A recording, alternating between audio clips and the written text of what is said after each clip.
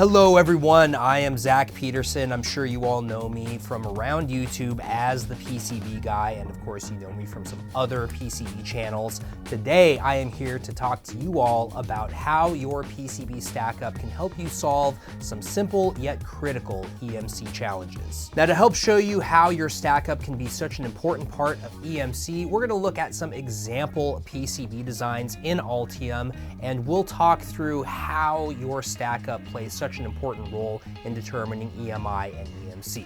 Let's go ahead and jump in and get started.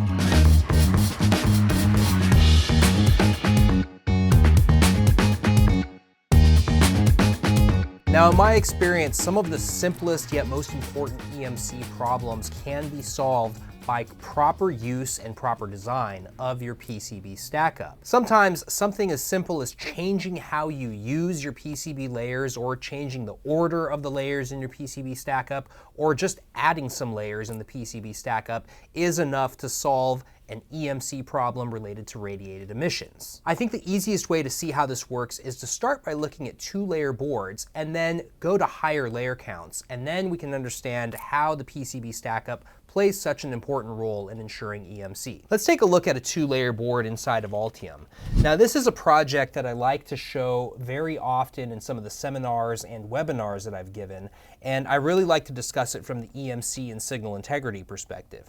So this is an STM32 dev board, and it's a custom designed STM32 dev board, as you can see here on screen. Now, one of the big problems with this design, of course, if you're an experienced PCB designer, you will know this, is that there is no clear return path, or there's no ground plane. If we zoom in here and we look at some of the pins on this STM32, we can of course see that there are a lot of signal connections going over to the header, and we can see a VCC connection, but of course we can't see any clear ground connection really anywhere in this design, especially coming off of this digital component.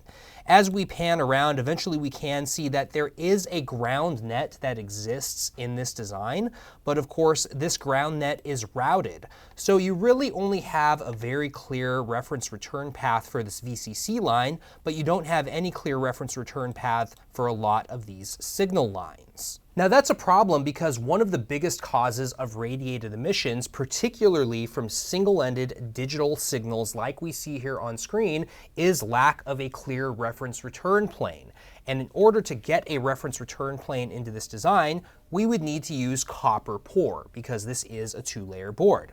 So in order to properly use these layers to ensure we have a clear reference return plane, we should actually use two polygons on the top and bottom layer. So here I'm going to restore two polygons, and I'm just going to re-pour them.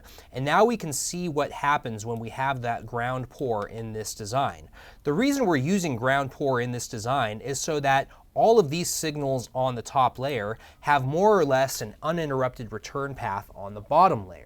Now, the reason this works so well is because, as you can see on the bottom layer, we don't have very dense signal routing. So a lot of these signals on the top layer are going to have a very clear, mostly uninterrupted return path on that bottom layer, as well as from the coplanar ground on the top layer. So this is going to go a long way towards reducing radiated emissions from this simple two-layer board. Now, to overcome any interruptions in the top reference plane and the bottom reference plane and ensure that we have nice, tight return currents near our signal lines in this PCB, we go a step further and we stitch these top and bottom copper pours together using stitching vias.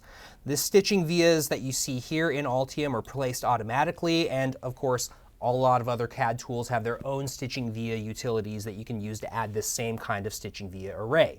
So this helps ensure that we get a low impedance path in the ground region everywhere in this PCB, and that goes a long way to reducing radiated emissions, particularly in two-layer boards like this. Now, as we zoom out here, it should be pretty clear that the reason this works in this type of two-layer board is because we don't have a huge density of traces and components on both sides of the PCB. There's a lot of routing on the top side, but there's not a lot of routing on the bottom side. But what happens when we start to have a higher density of PCB components and traces in this design?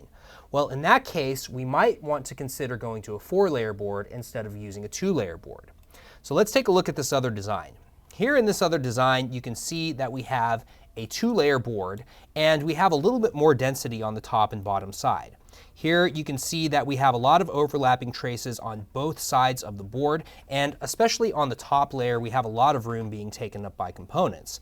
There's a lot of crossover between these signals, and that of course creates opportunities for crosstalk. And just like in the previous design, we had a case where we don't have a clear reference return path in this design. And so of course that creates radiated emissions. Now in this type of design, we could also try and use the polygon pore technique on the top and bottom layers in order to provide ground for all of these signals. And if we did that, of course, this design would look something like this. So it's pretty similar to the previous design. But in a lot of cases, instead of using grounded pore on the top and bottom layers, we might actually be better off just using 2 internal ground planes. Now, adding 2 internal ground planes is one of the simplest ways to provide ground for all the signals on the top and bottom layers of your PCB. The other important thing to note is that this works at any density level of signals and traces. So it doesn't matter how dense your components are or how dense your trace routing is, using the 2 internal ground planes is still going to have the same effect on radiated emissions, whether you're at high density or low density. You can also modulate the effect on radiated emissions by looking at the thickness of the outer layers. Here in this Stackup, I've set 2 internal ground plane layers, and I've set them using a 5mm outer prepreg on both the top and the bottom side of the PCB. So when I go ahead and save this, and then go back over to the PCB, you can now see that we have 2 internal plane layers. And all we have to do is select these plane layers and set them to our ground net. Once we set these to our ground net, they will automatically connect to any ground vias in our design, and that basically completes our design here, and it gives us 2 internal planes that will help deal with any potential radiated emissions problems in this design. Another reason this is very beneficial is of course for high-speed designs that require controlled impedance.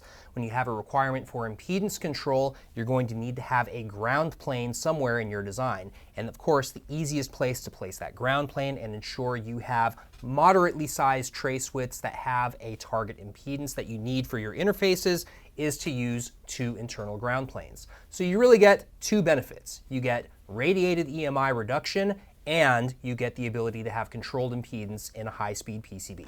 Now, one thing I commonly see from 4-layer designs is a propensity for many designers to assign layer 3, one of their internal planes, to a power plane instead of a ground plane, doing something like this, where they basically set that power plane to 3.3 volts or some other rail in the design.